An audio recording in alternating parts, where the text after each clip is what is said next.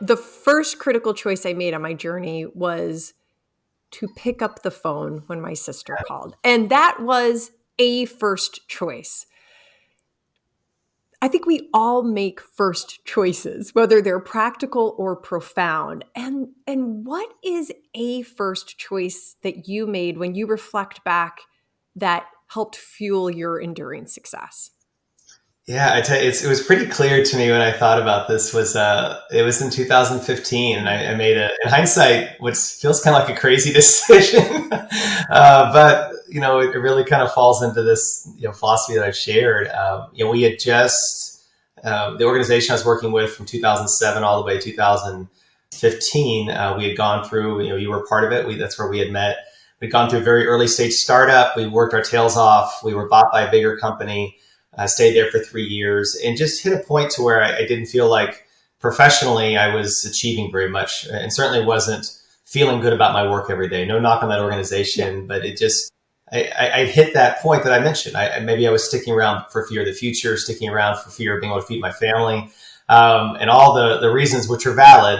But I took a leap of faith. And this is the first time I've ever done anything like this before in my life. I quit my job with no plan, no backup, and no desire to seek something else immediately. So I would label it as a sabbatical. And that choice in itself, first of all, could not have been accomplished without my incredible partner, my wife, right? And I still remember exactly where we were walking in Salt Lake City, exactly the conversation we had when I said, how would you feel if I walked away from this thing without a plan? And she did not hesitate. Do whatever's in your heart. And so I'm very fortunate, first off, to have a partner that supported me that way. But that decision really changed my entire life. I left, as I mentioned, without a plan. My number one goal at that point was, it was the last summer of my kids' lives that I had full control of their schedules. So, before boyfriends and girlfriends started coming in, before cars and jobs. So I knew I wanted to spend dedicated time with them. And we did. We spent almost a month in California. We have an old trailer that we drag around. We started at the top of California, worked our way down. I spent a lot of time traveling with not only with old friends and catching up. I also spent some time traveling by myself. Wow. And that ended up being hugely impactful for me. I'm very much wired to be around people. I get my energy from people, but I forced myself to be alone. And I dragged my trailer up to the tops of the mountains in Utah and Wyoming and Montana, and I sat there with myself in silence, which, again, if you know me, is my worst nightmare. And what I did in that time was reflect, and I wrote to myself, which, again, maybe the beginnings of The Shining, I'm not sure, but it's, in the end, I wrote to myself and just reminded myself what was important. I got far enough away from checking emails every day, text messages, phone calls, to where I just was getting up every day and living my life without all these other noise. And as hokey as it might sound, there was clarity there. I was reminded about what I love and what I care about, what I want to do professionally. And I wrote to myself to remind myself of that as my journey kicked back off. And I spent almost a year doing this, and chase some passions. I worked for the Sundance Film Festival, which as I mentioned earlier, total film nerd. But I didn't know you did that. Yeah, I did. I worked for the Sundance Institute for about 4 months, and wow. ended up literally living in Park City during the festival, and got to meet some amazing people, have some experiences which are just insane.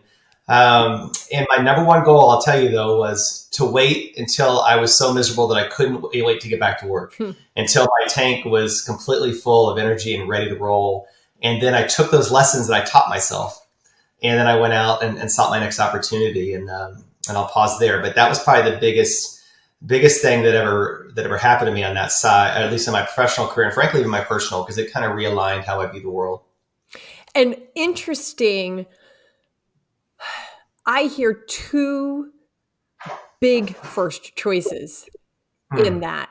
The first choice of leaving the job without a plan, right? Like, that's huge. That's a big choice in and of itself. And I'm sure you could even break that down to like little small ones before you made the big one. But Sure. The second first choice you made there is how you were going to spend your time. Right? Because I'm sure we know people who have left and transitioned from, perhaps one career to the next and then just dive right back in. I think it's pretty interesting and astounding that another first choice you made was, I'm going to use my time with my family and with myself to create clarity and reflection. And my body and my mind will tell me when I'm ready to take the next gig. Thank you for joining me for our Choose and Become interview series. You could find this episode and others at trishkendall.com. Just go to trishkendall.com/choose-become-interview-series. Or if you have a question or just want to leave a comment, email me, trish@trishkendall.com.